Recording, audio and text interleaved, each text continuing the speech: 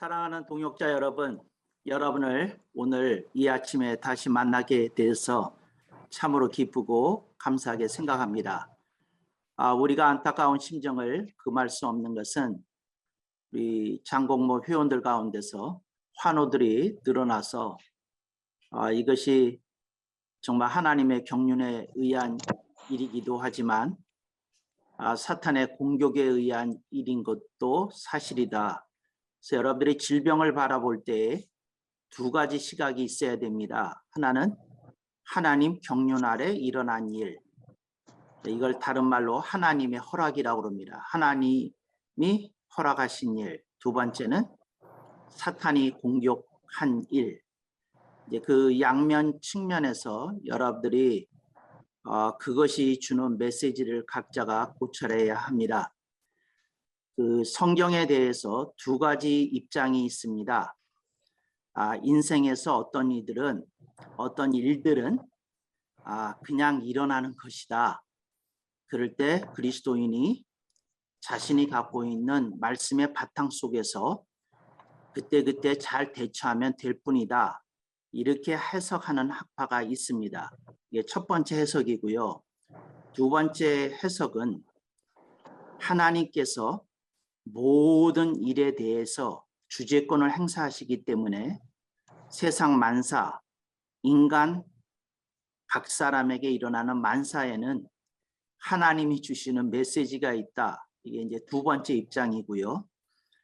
그 신학교에서 가르치는 교수들의 비중을 얘기를 하면 8대2, 또 어떤 신학교에서는 9대1 정도로 압도적으로 1번이 대세입니다. 그러니까 여러분들이 이제 신학교에서 배우는 질병관이 대세다. 두 번째는 이 이제 소수의 신학자들이 이제 주장하는 건데 이분들이 성경을 가지고 어떻게 해석해서 질병을 그렇게 바라보는지에 대해서 여러분들이 제대로 된 목소리를 들은 일이 없기 때문에 여러분들은 어디에 의존했는고 하니 은사파라고 속칭 불리어지는 분들이 하는 얘기, 이제 거기에 그 은사가 강한 은사자들이 하는 설교나 강의를 통해서 여러분들이 상당한 영향을 받고 이제 그 질병관이 형성된 것을 부정할 수 없다. 이렇게 말씀드릴 수 있겠고요.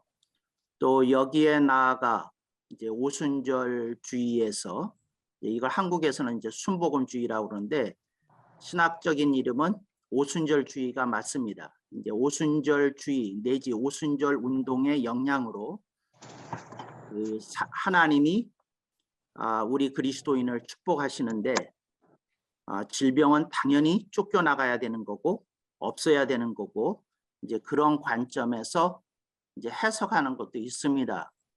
그래서 제가 이제 기회가 되면 여러분들한테 그걸 이제 언급하고 한번 가르치는 시간을 갖겠습니다만 제가 오늘 주제하고 다르게 이걸 먼저 언급한 거는 환우들이 계속 늘어나니까 여러분들이 이런 문제에 대해서 성경적으로 신학적으로 어떻게 정리를 하고 받아들이고 있는지 이제 궁금한 마음에 이제 발제식으로 여러분에게 던지는 거니까 여러분들이 각자가 물음에 대답하셔야 됩니다.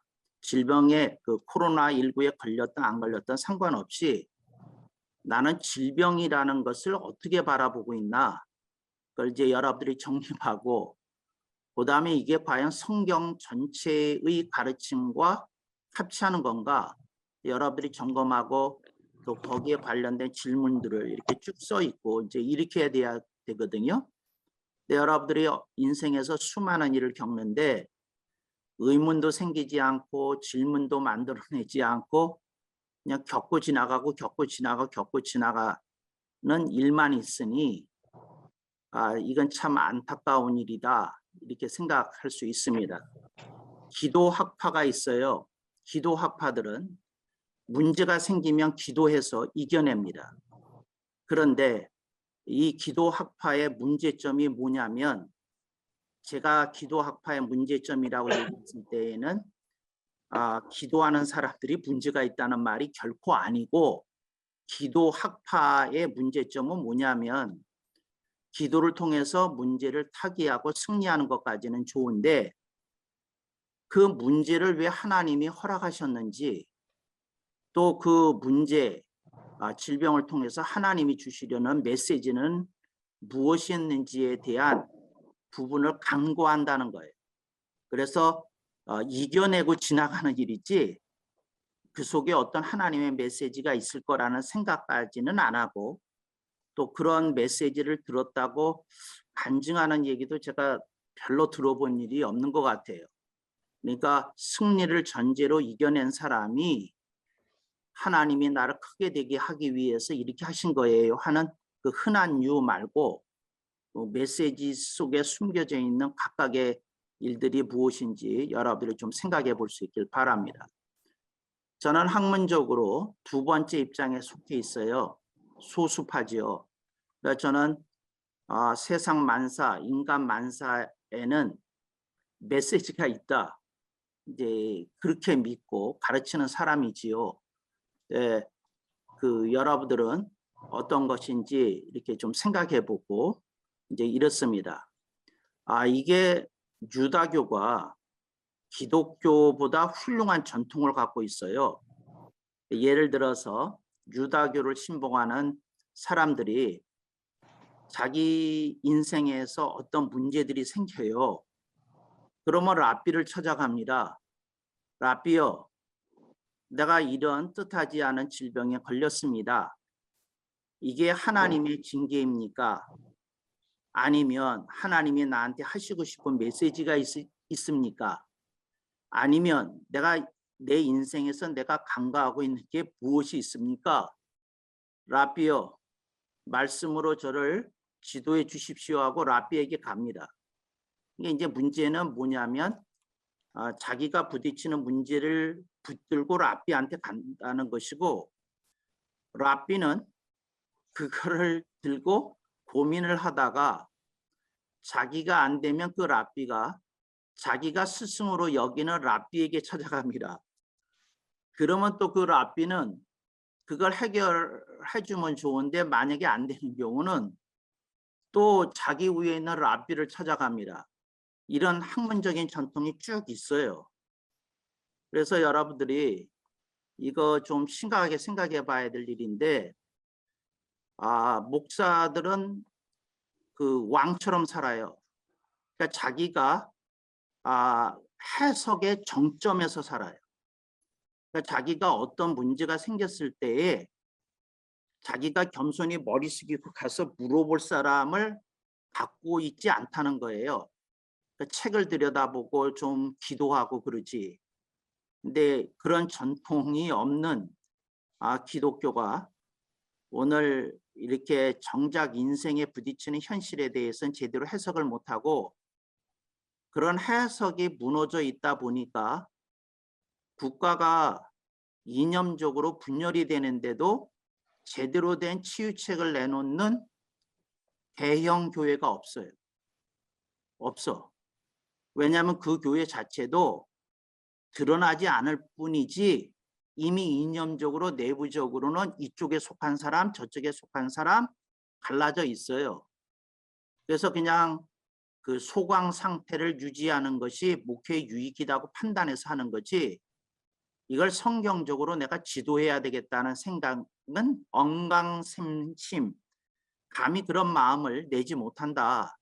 이제 이런 슬픈 현실을 이제 마주하고 있다. 이제 이 말씀을 드리는 것이고, 오늘 이제 다시 본론으로 들어와서 오늘 우리들이 다루려는 건 7복음서입니다. 근데 이제 7복음서를 얘기를 할 때에 여러분이 잘 아시잖아요. 4복음서.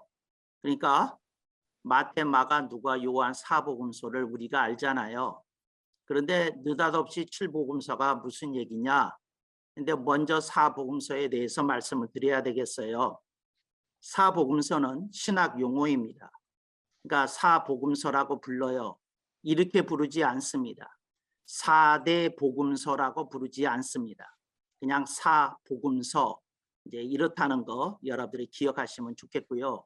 그래서 사복음서이기 때문에 7대 복음서가 아니라 7복음서입니다. 오케이. 사복음서인데 제가 이 강의를 하면서 누차 썼던 용어가 하나 있어요.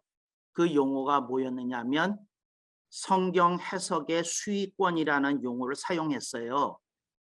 그런데 성경 해석의 수익권이라는 거 하는 말은 뭐냐면 성경을 우리가 가지고 있는데 이제 예를 들어서 그 유다교인들은 구약 성경만을 이제 성경으로 부르지요. 이제 신학적으로는 그걸 히브리 성경이라고 부르는데 히브리 성경만을 구약만을 그들은 이제 성경이라고 부르고 우리는 구약 신약을 합친 66권 전체를 이제 성경이라고 부르죠. 그래서 거기서 이제 신학자들이 질문하는 건데 성경 속에 조금 더 큰 권위를 가지고 있는 성경이 있느냐 없느냐, 그러지 않으면 성경은 등가성을 갖느냐. 그러니까 뭐냐면 성경 66권은 다 하나님의 말씀인데 다 똑같은 권위를 갖느냐, 어떤 성경은 다른 성경 위에 특별한 권위를 갖느냐 하는 질문을 물어요. 이제 묻고, 그리고 혹시 어떤 성경은 성경 전체에 대해서 해석을 함에 있어서 기준과 표준을 잡아주는 압도적인 권위를 갖는 게 있느냐, 이제 이런 질문을 해요. 근데 이런 질문을 유다교회에서는 그 인류 역사가 6,000년 됐으니까 하여튼 6,000년 전서부터 해왔다고 그들은 믿어요. 그래서 그 구약 성경이 그 결집되기 이전서부터도 그들은 그런 전통이 있었고 그런 고민을 했었다. 이제 이 얘기를 해요. 그런데 유다교회에서는 이걸 오래전에 심플하게 정리했어요. 그게 뭐냐? 모세 오경이 히브리 성경, 구약 성경 전체에 대해서 압도적인 권위를 갖는다. 그래서 그들은 그 모세 오경을 아주 독특한 이름으로 부르기 시작했어요. 그게 여러분이 잘 아시는 토라예요. 그게 토라. 근데 이 토라라는 말이 재미있는 건 토라라는 말이 모세 오경을 토라라고 부르는 거예요. 그래서 모세 오경이 율법 아닙니까? 그러니까 모세 오경도 토라고 율법도 토라예요. 히브리어로. 그다음에 근데 그 율법이 하나님으로부터 온 하나님의 말씀이지 않습니까? 하나님의 말씀도 토라예요. 그런데 이것이 그 종교로서의 권위를 갖는 경전이지 않습니까? 성경이에요. 그래서 여러분 그 히브리어에서 가장 번역하기 까다로운 단어가 토라인데 토라는 문맥에 따라서 이게 율법이 될 수도 있고 모세 오경이 될 수도 있고 구약 성경 전체가 될 수도 있고 이래요. 그러니까 이게 그 토라는 우리나라 성경에서 번역을 할 때 제가 이제 만약에 성경을 언제가 번역할 일이 있게 되면 토라는 그냥 토라라고 번역을 하고 가로 속에다가 문맥적인 용례를 아마 쓸 것 같아요. 여기 원문에는 토라다. 근데 이 구절에서 토라는 하나님의 말씀이라는 의미로 쓰였다. 이 문맥에서는 성경이라는 의미로 쓰였다. 이 문맥에서 율법을 쓰였다. 뭐 이렇게 구별해서 보여줘야 될 것 같아요. 근데 그게 다 토라예요. 근데 그들은 그러니까 토라니까 결국 좁히면 모세오경이거든요. 모세오경이 성경 전체에 대해서 압도적인 권위를 갖는다. 이게 이제 오래전부터 확립되어 있어요. 나는 그 오래전서부터 신학교에서부터 절망한 사람이에요. 왜 절망을 했느냐면 그 진리가 아닌 것들이, 그러니까 제가 쓰는 용어로 구라라고 그래요. 구라라는 말을 영어로 truthiness라고 그래요. 이게 뭐냐면 그럴듯한 진리를 영어는 용어가 있어요. truthiness라고. 이게 뭐냐면 제가 번역했어요. 구라라고. 구라가 뭐냐?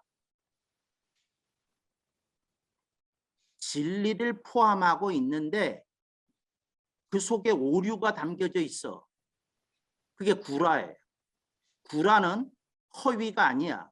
거짓말이 아니야. 일정 부분 진리가 그 속에 있어. 근데 오류가 있어. 그것도 중요한 부분에 오류가 있어. 이걸 구라라고 그래요. 그래서 저는 오래전서부터 그 얘기를 했어요. 신학교에서 구라를 가리키는 게 너무 많아. 구라. 그런데 그런 얘기를 외치면 아무도 듣지 않아. 그래서 그때서부터 제가 제 그 책을 사든지 어디 가면 제가 사인을 할 때 이제 이건 내 책이라는 이름으로 이제 그 사인을 해두거든요, 책에. 그럼 뭐라고 사인을 하면 광자, crazy man, 이 미친 놈이라고.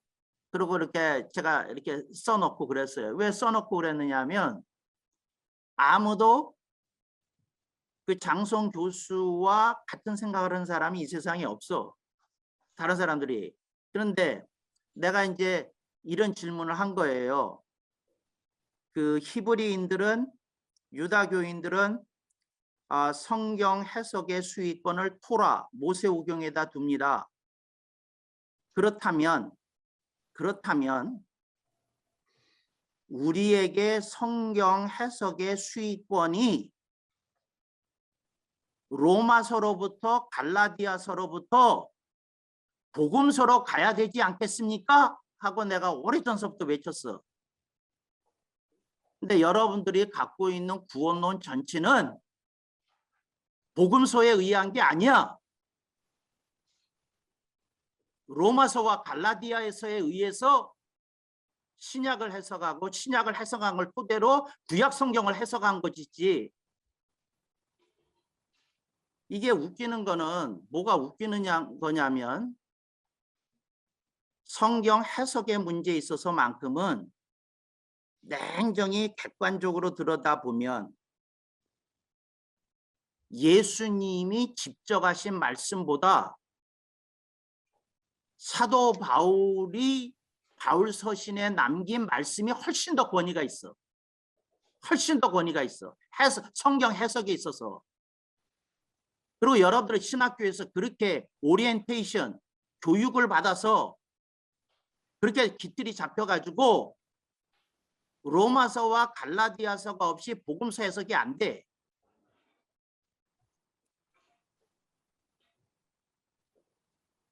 유다교에 아주 투철한 학자들이 있어요.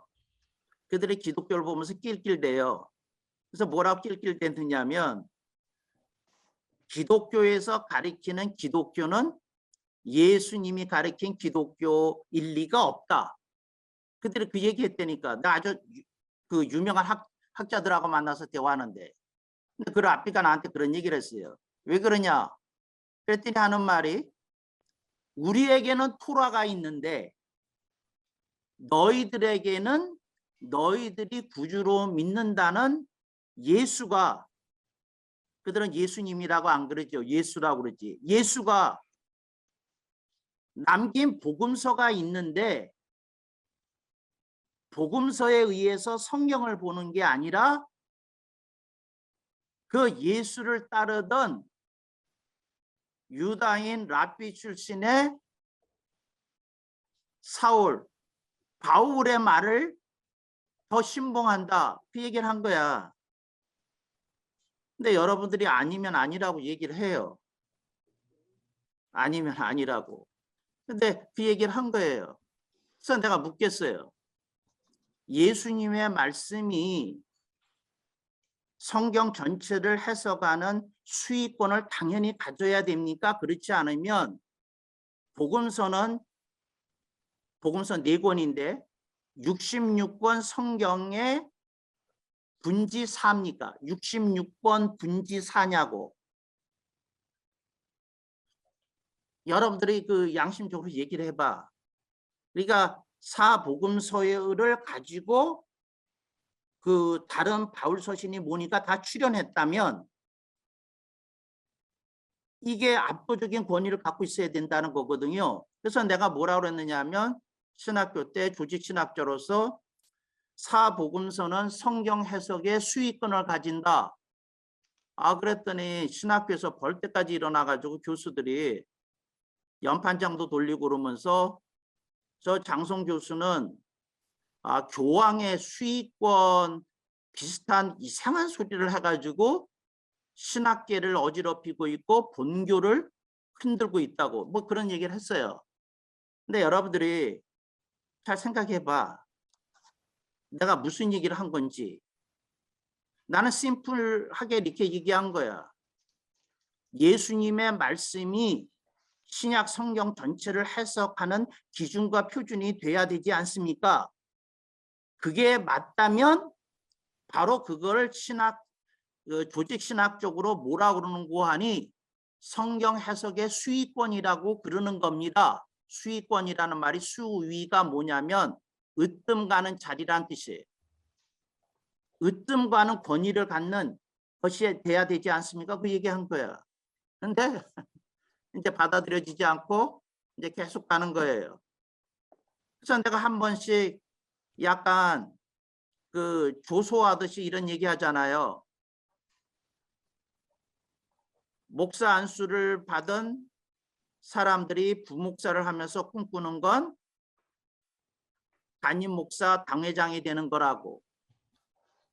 당회장이 되면서 꿈꾸는 것은 자기가 설교 잘하는 목사가 되기를 꿈꾼다고. 그리고 설교 잘하는 목사가 로서 기틀이 잡혀지면 그들이 꿈꾸는 것이 다른 성경은 몰라도 성경에 대한 실제적인 성경 해석의 수익권을 행사하고 있는 로마서 강해를 죽기 전에 설교집으로 한두 권 내는 게 꿈이라고. 어지간한 사람들은 다 로마서 강해집 그 설교집 다 냈어요. 그 전통을 따라서. 근데 이게 무슨 얘기거든. 목사가 설교집을 내려면 사복음서를 가지고 내야지. 왜 로마서를 가지고 내? 여러분들은 전혀 웃지도 않고 뭐 멍 때리는 표정하고 있으면 뭐예요? 나 그 표정 갖고 있을 때 궁금해 가끔씩. 근데 정신 차려서 그게 뭐냐? 이걸 어떻게 해석해야 되냐? 이제 그래야 되거든. 근데 이제 그 얘기를 한 거예요. 그래서 사복음서야. 오케이. 그런데 내가 사복음서를 읽으면서 생각을 했어요. 초신자들을 보다가 초신자들이 성경 66권을 통독하는 게 굉장히 어렵거든. 아주 난관이 많잖아. 모르는 용어도 많고 뭐 구약 얘기 들어가면 더 그렇고 뭐 하여튼 뭐 레위기 가면 그냥 무슨 얘기인지 도통할 수 없는 난해한 방정식 같은 얘기들이 나오고 그러니까 이게 사람들이 막 헤매잖아요. 그리고 건너뛰고 일자니 성경 통독한 것이 안 되고 그래서 내가 이런 생각을 했어요. 하루는 성경을 66권을 읽기가 어려운 사람들에게 이것이 성경이요 이것만은 읽으시오 하고 축약 성경을 만들어 보면 어떨까 그 생각을 하다가 이걸 영어로는 condensed bible이라고 그러는데 그렇게 생각을 하다가 권수를 줄이자. 그리고 탄생한 게 칠복음서예요. 그러니까 뭐냐면 그래서 마태, 마가, 누가, 요한, 그 다음에 레위기, 히브리서, 요한계시록 이렇게 7권을 저는 칠복음서라고 불러요. 그래서 그 칠복음서인데 그러니까 예를 들자면 저는 레위기를 부제를 붙였어요. 뭐라고? 제5복음서. 그러니까 이 말은 레위기의 타이틀을 바꾸자는 말이 아니에요. 레위기의 성격이 장성 교수에게는 뭐냐? 5번째 복음서다. 히브리서가 뭐냐? 저는 6번째 복음서다. 뭐 이렇게 생각하는 거죠. 그러면 요한계시록이 뭐냐? 7번째 복음서다. 저는 그렇게 생각해요. 그 부제로서 타이틀을 바꾸자는 게 아니라 이제 그렇게 생각을 하죠. 그리고 저는 마태, 마가, 누가, 요한으로 이루어진 성경 읽기를 바꿨어요. 그래서 나는 우리 교우들에게 뭐라고 그러냐면 성경에서 제일 먼저 읽어야 될 책이 요한복음이다. 요한복음서다. 이렇게 얘기해요. 그 이유는 제가 어느 날 이렇게 생각했어요. 성경에서 66권 가운데 다른 게 다 불타더라도 한 권만 갖고 가는 걸 감옥으로나 섬으로 갖고 가는 걸 허락해 준다면 어떤 책을 남겨야 될까 하고 내가 생각해 봤어요. 그 질문을 내가 만들고 내가 답한 거예요. 그랬더니 성경의 다른 책은 다 불타도 되는데 요한복음서만큼은 남아야 되겠더라고. 그래서 요한복음서예요. 그래서 요한복음서가 1인 건 성경의 다른 책은 다 불타도 요것만큼은 남아야 되지 않나, 그런 식으로 생각한 게 1번이에요. 오케이. 요한복음서는 마태, 마가, 누가보다 위에 있어요. 내 개인적인 해석이니까 여러분 받고 안 받고 여러분들이 이제 받은 다음에 강의를 받은 다음에 생각하세요. 그 이유는 이래요. 요한복음서만이 지극히 예수님을 하나님이라고 불러. 아주 심플해. 다른 데는 하나님이라고 하지만 이렇게 색깔을 조금 은은하게 칠했어요. 은은하게. 그러니까 요한복음서를 읽은 사람은 누구든지 알아. 요한복음서의 저자는 예수님이 단순히 하나님의 아들이 아니라 하나님 당신이라고 얘기하고 있구나 하는 걸 알아. 특히 이교도들이 읽으면 알아요. 그래서 이교도들이 제일 싫어하는 책이 요한복음서야. 왜 싫어하냐? 인간 예수가 들나오고 그 하나님이신 측면에 신성을 가진 예수님이 너무 강렬하게 부각되어 있는 거야. 그래서 싫어해요, 그 사람들이. 참고로 자유주의 신학자들이 가장 사랑하는 복음서는 마가복음서예요. 가장 객관적으로 썼대. 가장 짧게 썼대. 가장 한 픽처로 썼대. 근데 그 마가의 특징이기도 하지만 요한복음서죠. 그래서 저는 요한복음서를 먼저 읽고 그 다음에 마태, 마가, 누가 공관복음서를 읽어야 된다는 거죠. 신학자들이 성경에 대해서 비평학적으로 연구하면서 제일 먼저 만들어낸 용어가 공관복음서예요. 그래서 마태, 마가, 누가 이제 이것이 서로 보기 때문에 더 중요한 것처럼 얘기했어요. 그래서 여러분 신약학자들한테 누구든지 물어보면 공관복음서가 요한복음서보다 더 권위 있게 평가받아. 더 권위 있게. 왜냐하면 요한복음서는 객관적인 예수님을 정기를 쓴 것이 아니라 신학자들이 보기에 이건 그냥 신앙 고백 문서 같아. 신앙 고백 문서 같아. 신학자들이 요한복음서를 읽어보면. 근데 저는 바로 그런 성격 때문에 너무 좋아해요. 그래서 뭐 따질 거 없다. 요한복음서 한 권이어도 충분하다. 이 말은 성경 66권이 배제되어도 좋다는 발언은 전혀 아닌 걸 기억해 주세요.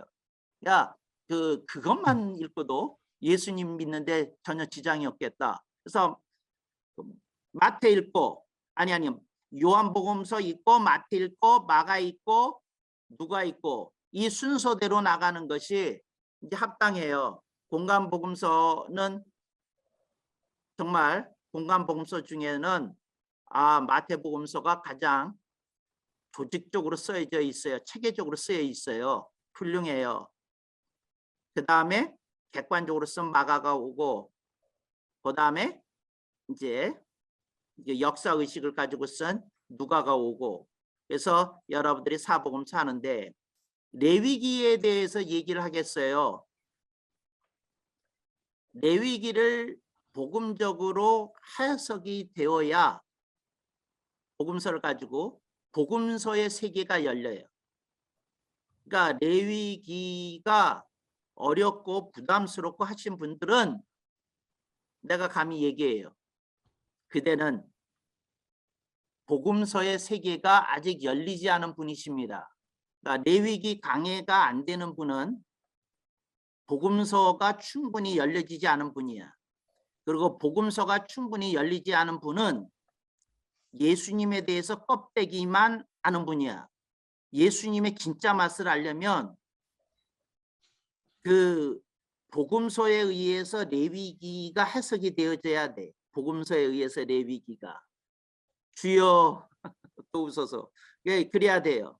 오케이. 히브리서로 넘어가겠어요. 히브리서는 구약과 신약을 연결하는 교량이라고, 다리라고 저는 생각해요. 그래서 저는 히브리서를 사랑하는데 얼마나 사랑하느냐, 여기에다가 제6복음서라고 하는 타이틀을 줄 정도로 사랑해요. 저는 히브리서가 아폴로가 썼다고 생각해요. 이제 개역성경은 아볼로라고 이제 표기됐습니다만 아폴로가 썼다고 생각해요.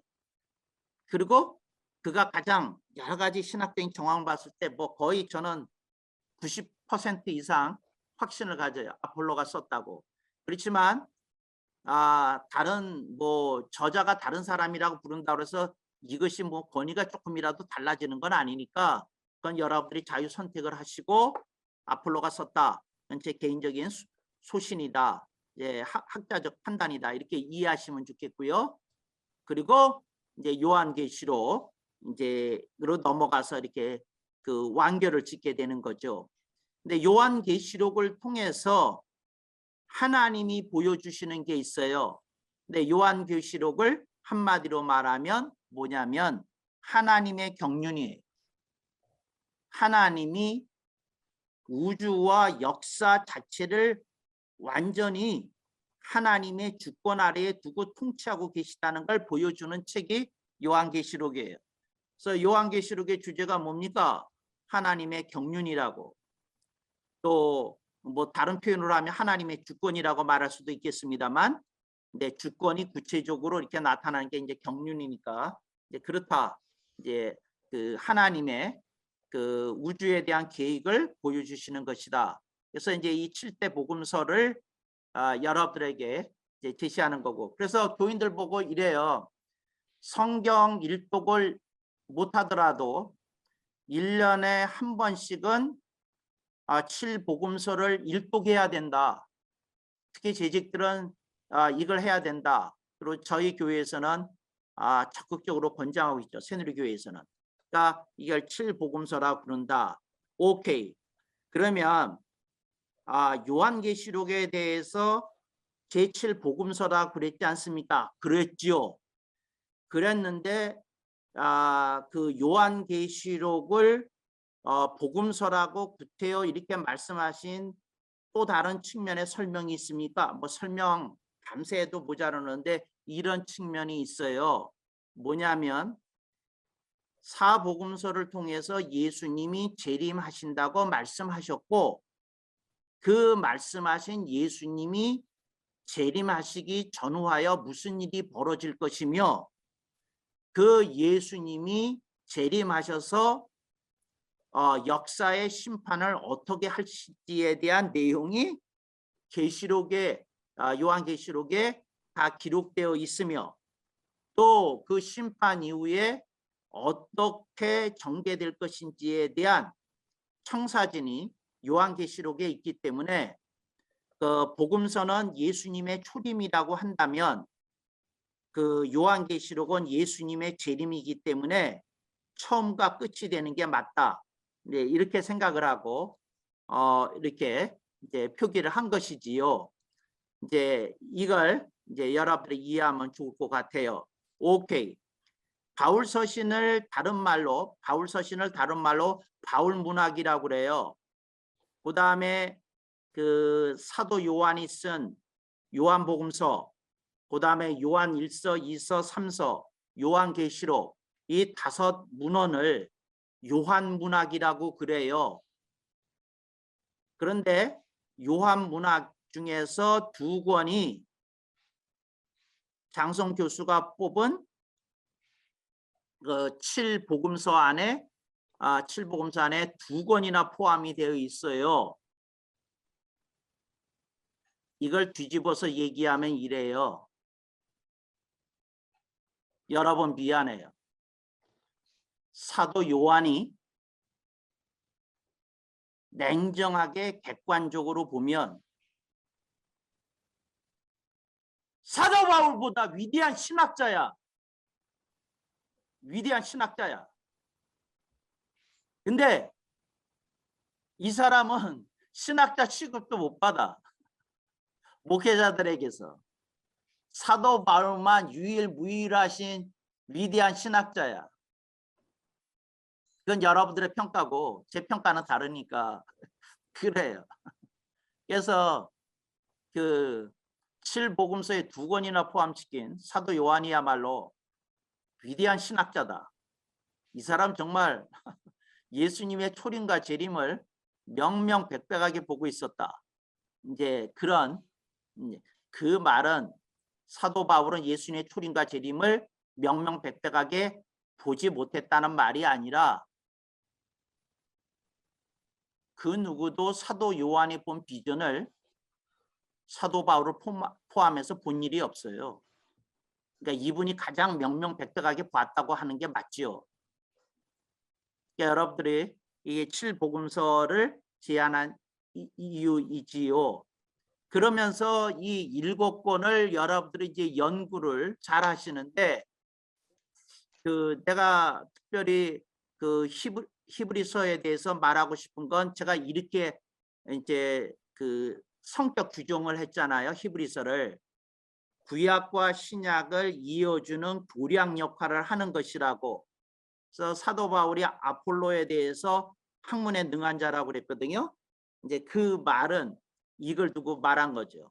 구약과 그 또 헬라 문화, 히브리 문화와 헬라 문화에 정통한 사람이다. 그런 지혜로운 자다. 충분히 말씀을 가리키기에 능한 자다.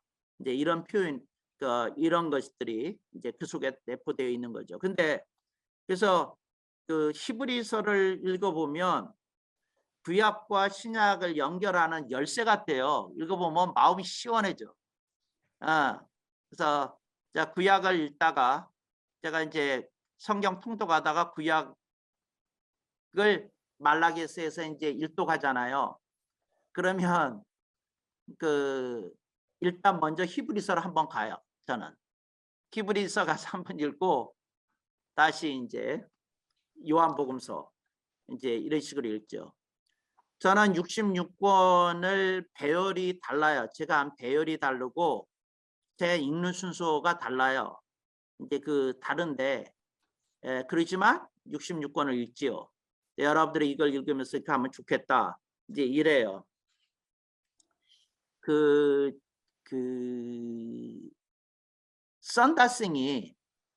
선다싱이라는 인도의 그 신비주의자가 있어요.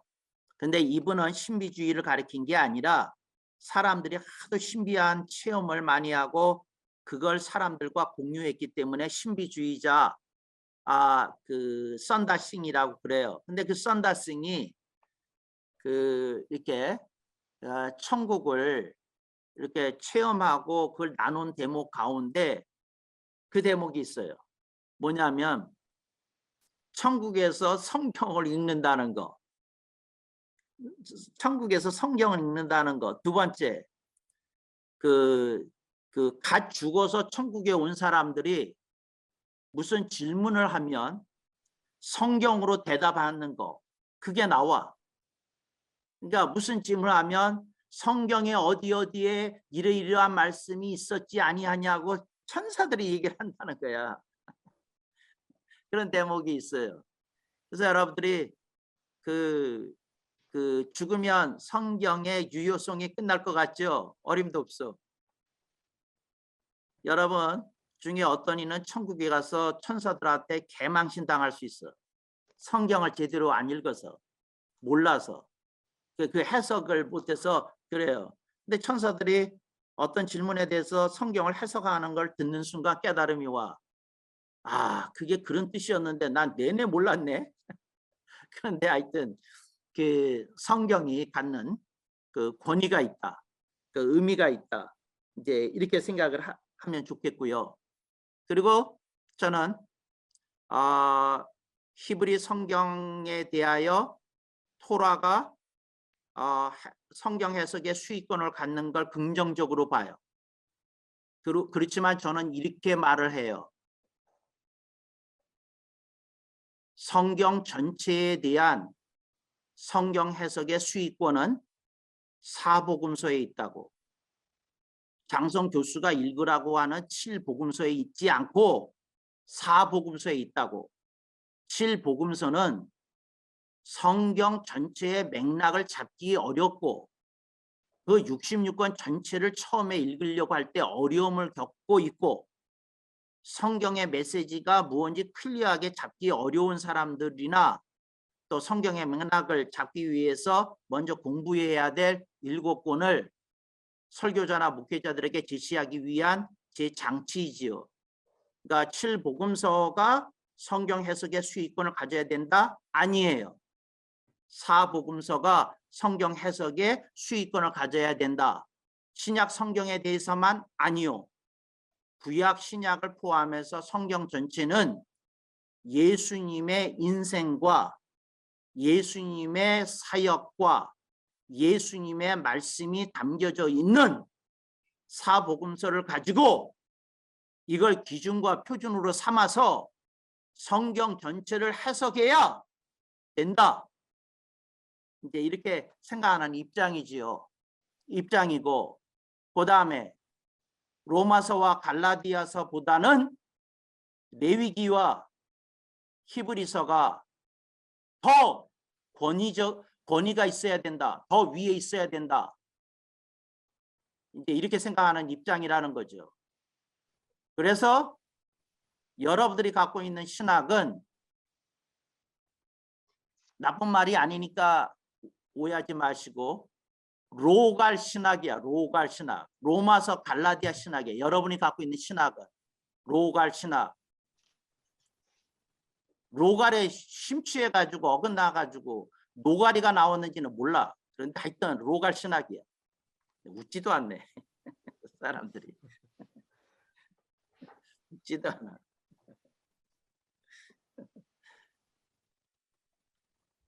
레위기와 히브리가 그래요. 레위기와 히브리서에 심취하면 노가리가 나오는 게 아니라 예이 하는 소리가 나와. 하나님의 말씀 앞에 예이 그런다고.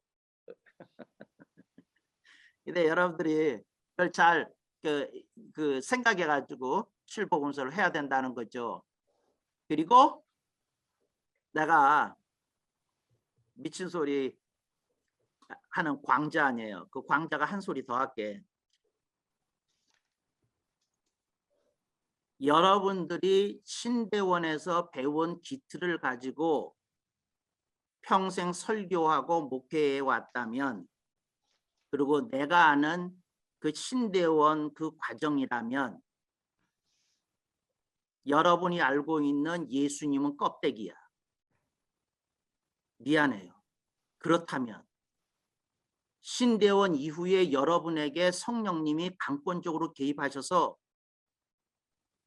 하나님의 말씀의 깊이가 열려지고 성경의 체계가 잡혀지고 그리고 성령님이 여러분을 성숙시키고 숙성시켜 온 과정이 있었다면 모를까?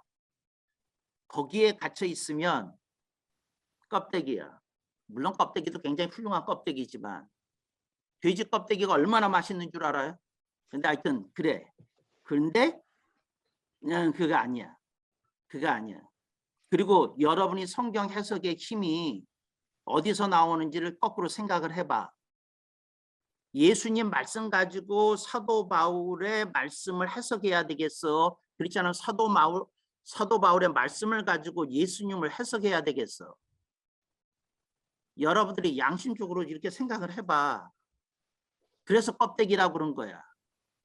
예수님의 말씀을 가지고 성경 전체가 해석돼야 되는데 사도 바울의 말씀을 가지고 해석하니까 껍데기라고 그런 거야. 내 하는 말이.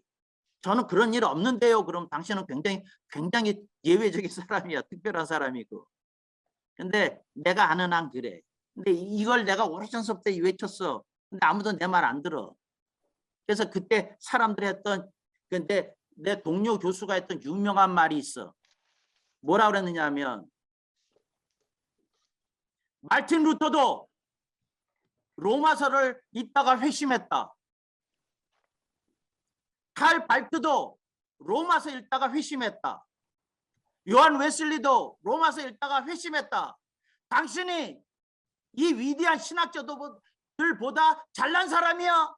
하고 나한테 아주 학생들 앞에서 개망신 준다고 그러면서 내가 수업 중인데 내 그 클래스 문을 열고 소리를 꽉 질렀다니까. 근데 여러분, 한 소리라면 나도 또 하는 사람이잖아. 그래서 내가 꽉 질렀지. 내가 당신이 하는 소리가 개소리인 줄 즉각적으로 알아보겠다. 예수님의 말씀이 담겨져 있는 복음서보다도 로마서가 꼭대기 있다고 하는 것을 보니까 당신의 우상이 누군지 알겠다. 큰 소리로 꽉 질렀다니까 내가. 근데 여러분들이 생각해 봐요. 근데 그게 되나? 근데 그게 기틀이 그렇게 잡혀져 가지고 안 돼. 안 돼. 그래가지고 로마서에 기틀이 잡혀 가지고 쩍쩍이 잘 나와요. 뭐 신학 쩍쩍쩍쩍쩍쩍. 아 정말 그게 구라인지도 모르고 있어. 그런데 아무도 내 의견에 동조 안 해주니까 내가 미친놈이 많죠. 정말이에요. 내가 속상하면 하는 얘기가 있다니까요. 애꾸는 나라에서 두 눈 뜨고 사는 놈이 병신이다. 정말이야. 여러분들이 그 생각해서 내가 신학적인 기틀이 어떻게 돼 있고 그거 가지고 하는지. 근데 그거 굉장히 고민스럽게 이렇게 접근하지 않으면 안 돼요. 그래서 비결을 알려주는 거야. 그러면 우리가 어떻게 공부해야 됩니까? 복음서를 가지고 레위기가 해석이 되면 성경 전체의 문에 열쇠를 얻어. 그렇게 되면. 그리고 물린 열쇠를 가지고 조금 더 히브리서를 공부하면 그 다음에 하늘과 땅이 어떻게 연결되는지가 보여. 그리고 그걸 가지고 더 공부해서 요한계시록 보면 우주와 역사와 자연과 만물이 하나님의 손바닥 안에 있다는 게 보여. 이제 그렇게 거기까지 가면. 그리고 이 칠복음서가 꽉 잡힌 상태에서 성경 전체를 보면 새로운 세상이 열리지. 새로운 세상이. 그러니까 뭐냐면 성경 읽는 게 이렇게 재밌는 거였나 하는, 그러니까 예수님 처음 믿고 성경 읽을 때하고는 또 다른 기가 막힌 세상이 열려지죠. 여러분들 그런 세상 열리도록 그거 공부하고 이제 이렇게 좀 생각해 볼 필요가 있어요. 그래서 그 칠복음서 여러분들이 그런 의미에서 제시한 거니까 이제 그렇다 이러는 거죠. 이 7권을 갖는 게 그리고 열리는 게 굉장히 중요하다 이렇게 생각하죠.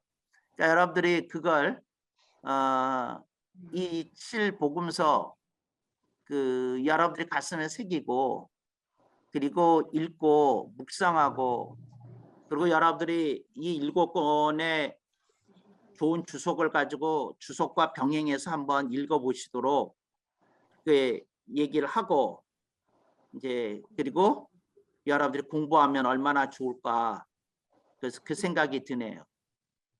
오케이. 그 한 분 질문 있으면 받겠어요. 한 분 질문 있으면. 한 번 질문 있으면 하셔도 돼.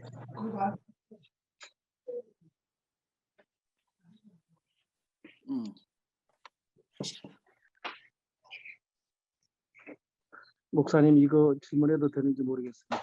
네. 천국에요. 아, 지금 이제 이 세상이 이 세상이 천국으로 된다라는 그런 얘기들을 하잖아요. 특히 이제 여호와의 증인도 그러고. 네. 근데 우리는 이제 신천지 새 예루살렘 이런 거를 바라보는데 이게 이 땅의 천국이라고 그렇게 신이 될 거라고 그렇게 믿고 있는 사람들하고 성경에서 가르쳐주는 스탑. 천국하고. 이제 스탑. 내가 여러분들이 어떤 얘기를 할 때 중간에 끊어요.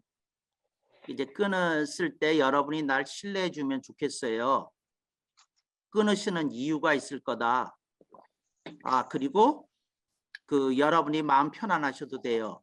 왜냐하면 내가 대답한 다음에 계속 질문하세요 하고 두 번째 기회를 줄 거니까.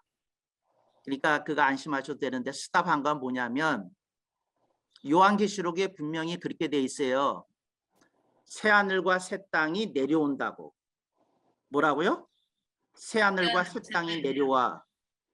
그러면 새하늘과 새 땅이 내려온다는 건 뭐예요?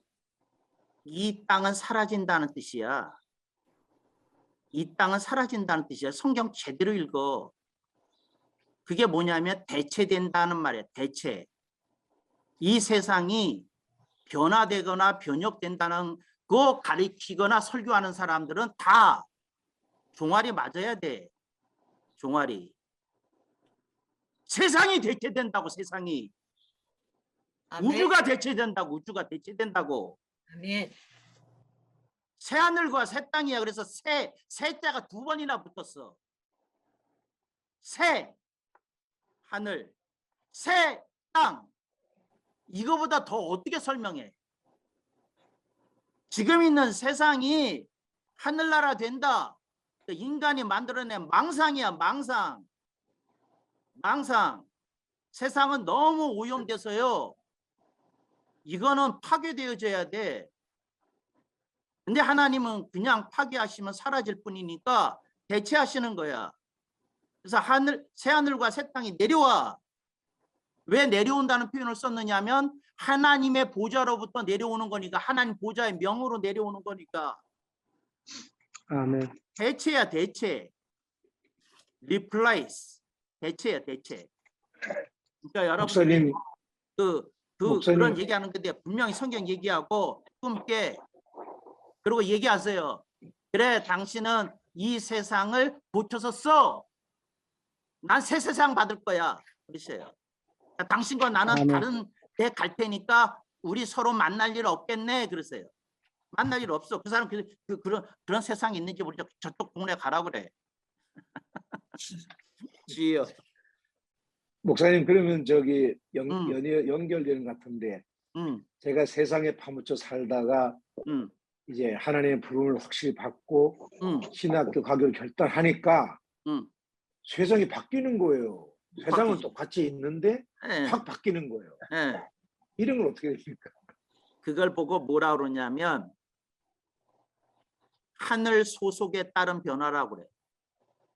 하늘의 소속이 또렷한 지은 사람은 세상이 다르게 보여. 아멘.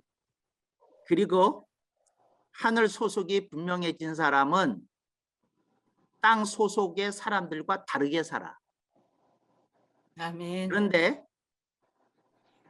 하늘 소속이라고 했던 사람들이 땅이 좋아 보이거나 크게 보이기 시작하면 하늘이 멀어져요. 하늘을 믿는데 멀어져. 이걸 쉬운 표현으로 하늘에 대한, 내가 우리 교회에서 자주 쓰는 표현이에요. 하늘에 대한 리얼리티가 사라져, 약해져. 아니, 사라지는 것까지는 아니지만 약해져. 그러다 어떤 사람 사라지기도 하지만 그 사울 왕처럼 그런 일이 일어나요.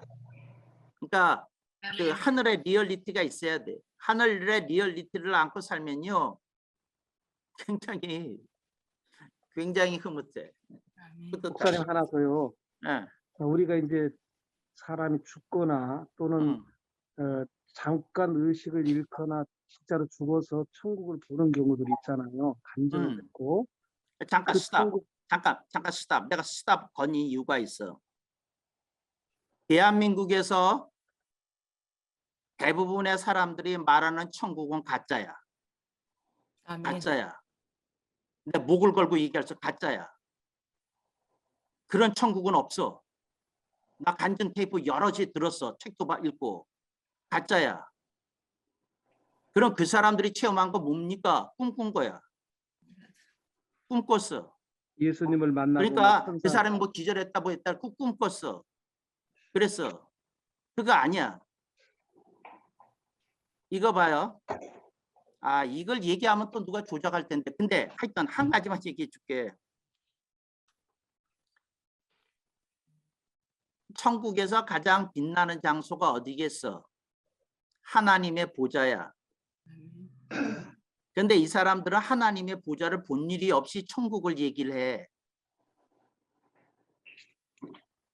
나는 내 체험으로 이렇게 얘기할 수 있어. 천국 어디에서든지 하나님의 보좌가 보여. 근데 그 사람들은 본 일도 없어. 본 일이 있다면 내가 물을 거야. 어떻게 생겼습니까? 어떻습니까? 어느 위치쯤 있습니까? 어떻게 보입니까? 그래.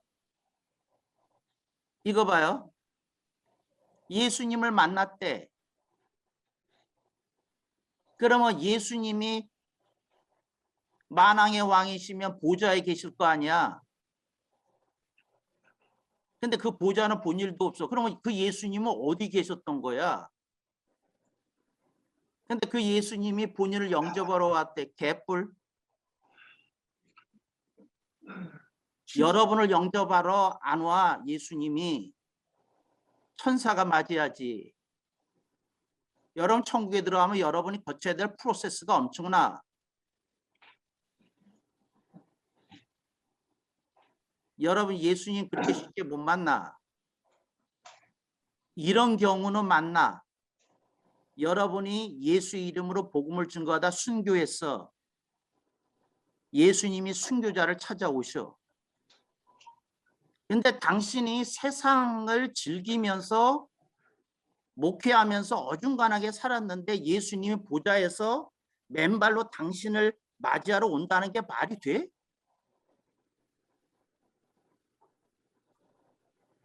여러분들이 그 상식적으로 생각해 봐. 그리고 그 말을 하는 사람의 그 얼굴을 봐. 여러분 생각할 때 그분이 주는 그 이렇게 온몸에서 품겨 나오는 인격의 아우라가 과연 예수님이 영접하실 만한 분이시다. 그런 느낌을 주더냐고. 여러분들이 구원받는다는 거하고 예수님께 맨발로 뛰쳐나온 예수님의 영접을 받는다는 거하고는 엄청난 차이야. 네. 여러분들이 그거 그렇게 쉽게 얘기할 얘기야. 그래서 내가 그 짓인 줄 알아. 그래서 꿈꾼 거야. 꿈꾼 거. 무식성에서 자기가 평소에 그렸던 그 어떤 천국에 대한 그림이 있는데 그 그림하고 그 까무라친 상태에서 무의식이 결합해서 어떤 꿈꾼 거를 만들어낸 거지.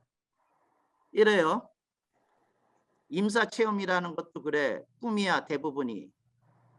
왜 꿈인지를 얘기해 줄게. 아, 예수 안 믿는 사람도 천국에 갔더라고. 이게 말이 돼? 여러분이 임사체험 다 믿으면 복음 내려놔야 돼.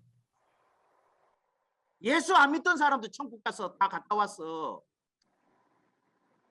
아마존에 뒤져봐. 그런 책이 얼마나 많은지. 내가 묻겠어요. 예수 안 믿는 사람도 가는 나라가 천국이야? 다시 묻겠어. 예수 안 믿는 사람도 천국을 구경할 수 있는 거야? 없습니다. 그러면 여러분들이 그게 가짜인 줄 알아야지. 아멘. 저 사람이 예수 안 믿는데 갔다 왔다네. 또 가짜구나. 그거 알아야지. 무슨 다른 증거가 뭐가 또 필요해. 그럼 여러분들이 그렇게 얘기해야 돼. 뭐라고? 저 임사자들의 증언을 보니까 어떤 사람은 예수 안 믿는데도 천국 구경하는 걸 예수님이 허락하십니다. 그렇게 바꿔 말을. 뭔 소리야. 근데 이런 얘기하면 박수를 해야 되는데 김미아 목사님은 어느 때 박수를 하려고 아껴? 목사님, 저도 질문이 있어서 네, 질문 드려도 하세요. 네. 네, 하세요. 제가 질문을 요즘에 계속 이 말씀을 가지고 조금 연구를 하고 있는데요. 뭐냐면 마태복음 25장 30절과 22장 11절, 그다음 8장 12절인가 거기에 나오는 바깥 어두운 데 가서 슬피 울며 이를 갈미 있으리라. 심판대 앞에서 이제 종들이나 이런 스탑. 사람. 네. 스탑.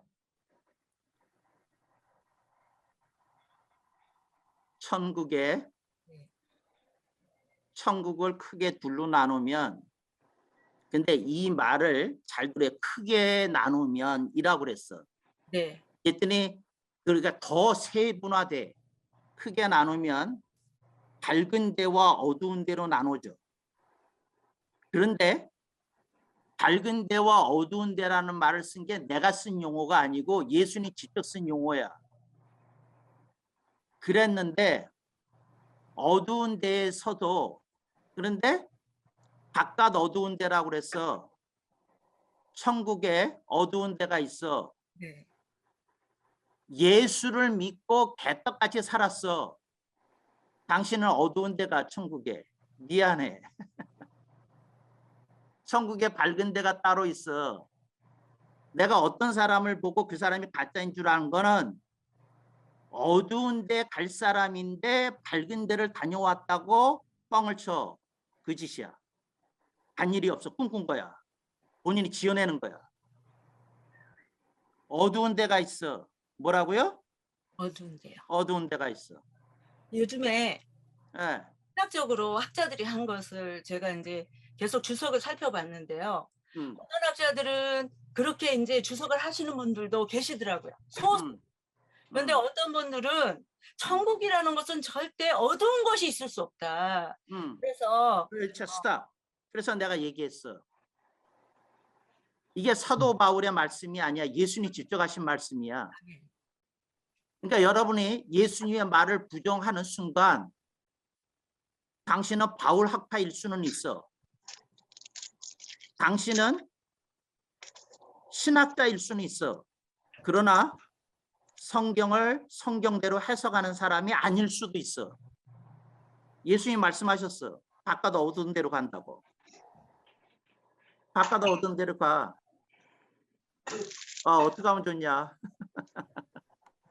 그러니까 또 이런 말씀을 하세요. 어떤 분은, 어떤 학자들은 바깥 어두운 데가 바로 지옥 불못이다. 이렇게 말을 하는데요. 아니야.